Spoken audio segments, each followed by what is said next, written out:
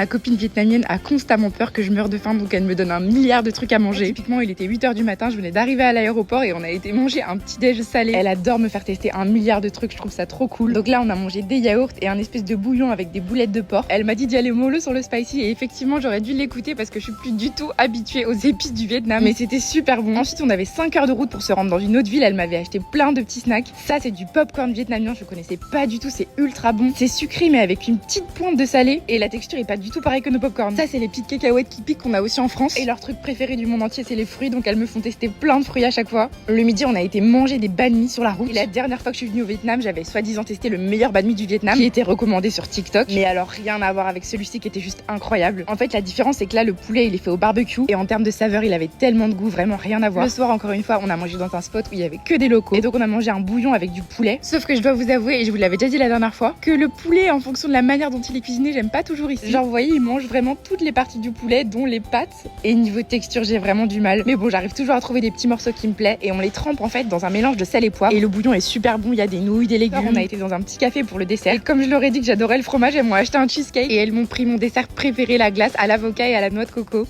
Oh, vraiment, elles m'ont régalé.